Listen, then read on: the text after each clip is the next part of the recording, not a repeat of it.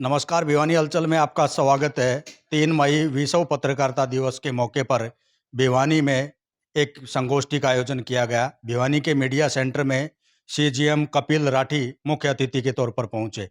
पत्रकारों को उनके कानूनी अधिकार के बारे में भी जानकारी दी गई। इस संगोष्ठी में उनके पत्रकारों को लेकर के जो राइट्स हैं, संविधान में जो सुविधाएं दी गई है, स्वतंत्रता दी गई है, उसको लेकर के भी खास तौर पर जानकारी दी गई। अनेकों पत्रकारों ने अपने मत भी रखे और इस तरह की संगोष्ठी से पत्रकारों को एक जागृति, खास तौर पर हम ये कह सकते हैं अवेयर होने का भी मौका मिलता है।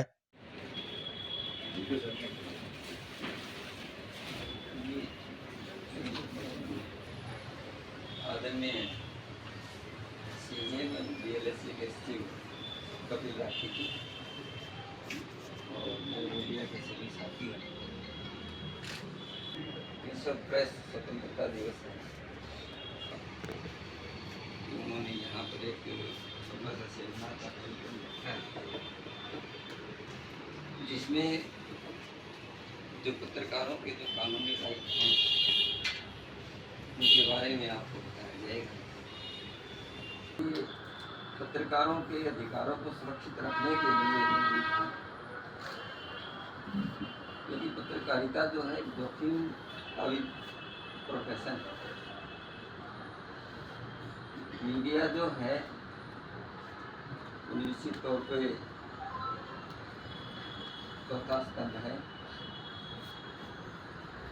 और ये केवल जो है हमें आसपास की घटनाओं की जानकारी नहीं देती मीडिया, केवल इधर आ जाओ, इधर आ जाओ।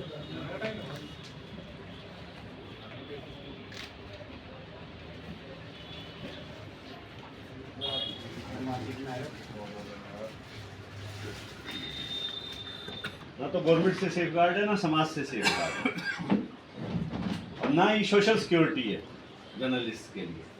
नाम मात्र की कुछ सोशल सिक्योरिटी मिलती है, वो भी एक्रेडिटेड जर्नलिस्ट हैं जो वो मुश्किल से 5 या 10% है।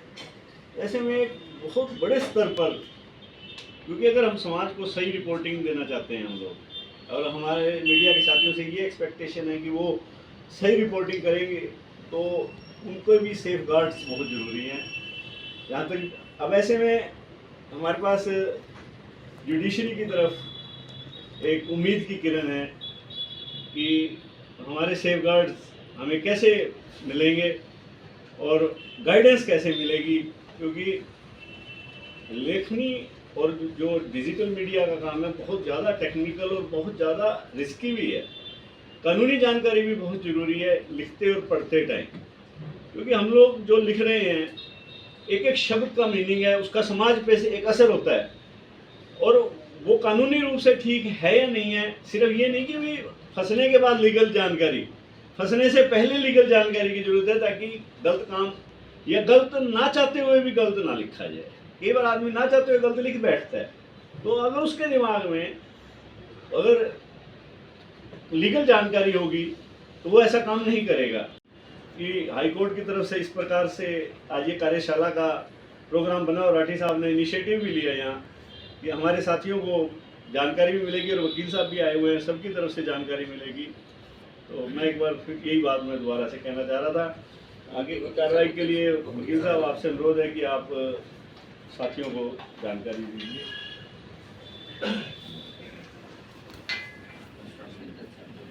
आज विश्व प्रेस मुद्दे का धन्यवाद करना चाहूँगा कि इस अवसर पर मुझे बोलने का मौका दिया, और यहाँ सभी उपस्थित मीडिया कर्मियों, प्रेस के संवाददाताओं और इस क्षेत्र से जुड़े हुए सभी व्यक्तियों का मैं धन्यवाद करता हूँ कि आप सभी उपस्थित हैं और सुनने के लिए तैयार हैं।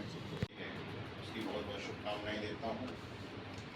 और Haryana state legal service authority द्वारा इस कार्यक्रम को स्पेशली आज रखा गया है, इसमें डीएलएससी भी भाग कर रहा है। तो हम क्यों भाग कर रहे हैं, क्योंकि हम आपके साथ इस दिन जो है सबसे बड़ा एक डेमोक्रेटिक देश है, विश्व पटल पर इसका नाम है कि भी डेमोक्रेसी किस तरह से जो एक चल सकती है, एनफोर्स हो सकती है, और प्रैक्टिकली भी कई बार लोग सोचते हैं कि डेमोक्रेसी कैसे इतनी भारत विविधताओं का देश है, इतनी चीज़ें हैं, अलग अलग लोग हैं, फिर भी इतना अच्छा प्रोग्रेस हो रही है। तो उस चीज़ों को देखते हुए उसमें मीडिया का जो रोल है, जो चौथा स्तंभ आपको कहा गया है, उसका एक बहुमूल्य रोल है आपका। तो इसलिए हम आपके साथ आज इस डे को सेलिब्रेट करने आए हैं। आपका हमेशा से ही प्रेस का जो है, प्रेस फ्रीडम के लिए हमेशा ही, खासकर अगर मैं न्यायपालिका की बात करूं, तो प्रेस फ्रीडम के लिए वो हमेशा से ही आपके साथ रही है। आप कोई भी डिसीजन देख लें, हमारे संविधान में अनुच्छेद 19 की व्याख्या देख लें, उसमें freedom of speech and expression है, उसमें फ्रीडम ऑफ प्रेस भी एक निहित है कि नहीं, प्रेस की फ्रीडम को हमेशा ऊपर ही माना गया है।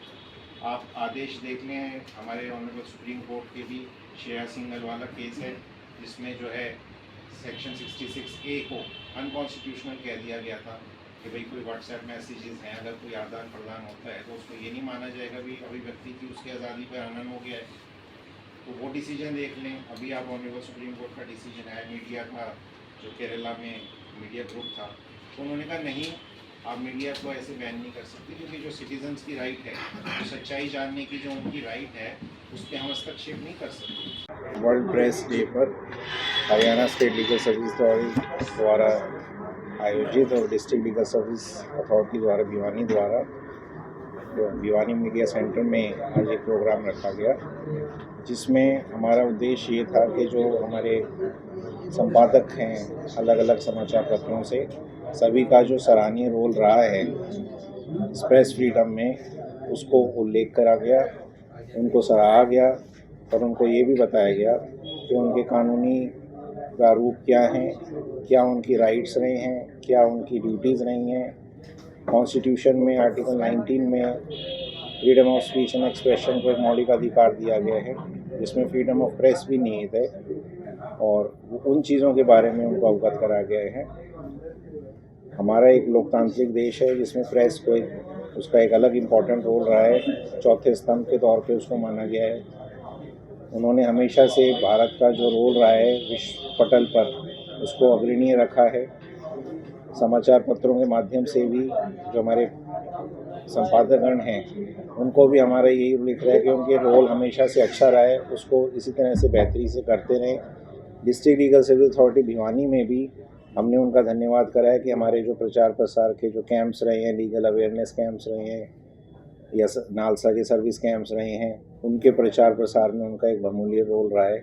उनके लिए हमने उनका धन्यवाद करा है और अनुरोध करा है कि आगे भी इस तरह से उनका सहयोग हमारा DLSA के कार्यक्रमों में उनको मिलता रहेगा, ताकि हम लोगों तक जो हम चाहते हैं कि आखिरी पंक्ति के लोग तक पहुंच पाएँ, तो उनके इस प्रयास से वो भी हमारे साथ जुड़ेंगे और हम डिस्ट्रिक्ट लीगल सर्विस अथॉरिटी सभी लोगों तक जो भी एलिजिबल हैं, चाहे वो नालसा की स्कीम हो, हालसा की या गवर्नमेंट की वेलफेयर स्कीम्स हो, वहाँ तक आपके माध्यम से हम पहुँच पाएंगे। देखिए, आपकी जो राइट्स दी गई हैं, जैसे मैंने कहा कि आर्टिकल 19 में मौलिक अधिकार दिया गया freedom of speech and expression, उसमें फ्रीडम ऑफ प्रेस भी एक निहित है।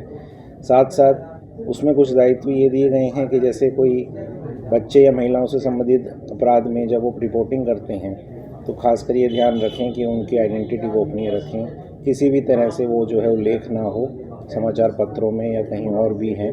और इस तरह की जो कानूनी प्रक्रिया हैं जो हमारे IPC में भी दिए गए हैं या हमारे जो कानून में जो चीज़ें दी गई हैं, उसके बारे में भी बताया गया है कि वो अपना, क्योंकि कानूनी जागरूकता रहेगी तो प्रेस वाले भी जो है अपने काम को और कॉन्फिडेंस के तौर पर कर पाएंगे।